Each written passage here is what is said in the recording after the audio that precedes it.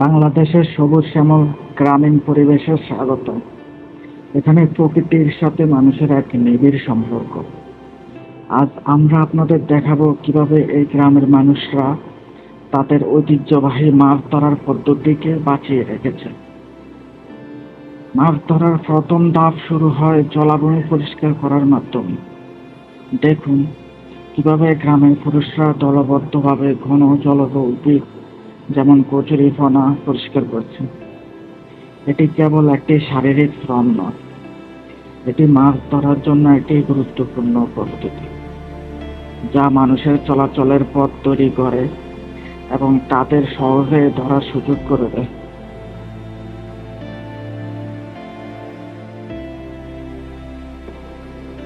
একবার জলাভূমি পরিষ্কার হয়ে গেলে শুরু হয় আসল কাজ, মাছ ধরা।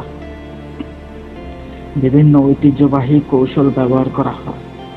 কেউ জাল ফেলে, কেউ হাতে বা বিশেষ সরঞ্জাম ব্যবহার করে। প্রতিটি কৌশলী প্রজন্মের পর প্রজন্ম ধরে চলে আসা জ্ঞান ও দক্ষতার ফল। এই দৃশ্যগুলো তাদের ধৈর্য ও প্রকৃতির সাথে তাদের গভীর বোঝাপড়ার প্রমাণ।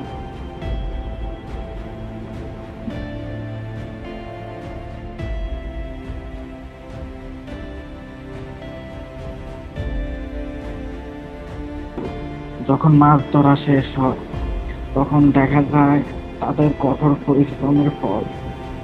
ছোট বড় বিভিন্ন ধরনের মাছ ধরা পড়ে। এই মুহূর্তটি তাদের জন্য কেবল একটি সফল মাছ ধরা সমাপ্তি নয়, এটি তাদের মুখে হাসি ফোটায় এবং তাদের মধ্যে একতার অনুভূতি জাগিয়ে তোলে।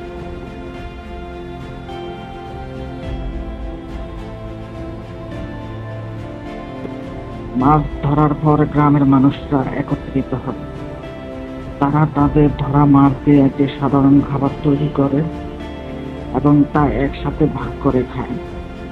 এই কমিউনাল মিল বা সাম্প্রদায়িক খাবার তাদের মধ্যকার বন্ধনকে আরো দৃঢ় করে তোলে। এটি কেবল ক্ষুধা নিবারণ নয়, এটি আনন্দ, গল্প আর সম্প্রদায়ের সংগতি ভাগ করে নেওয়ার একটি মাধ্যম।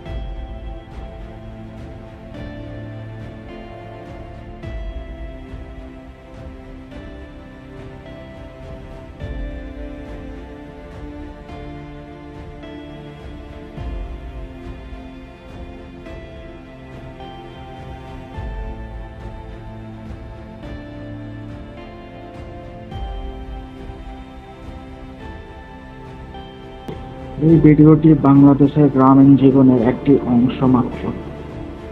এটি দেখায় কিভাবে ঐতিহ্য, কঠোর পরিশ্রম এবং সম্প্রদায়ের একতা মিলেমিশে একটি সুন্দর জীবন তৈরি করে।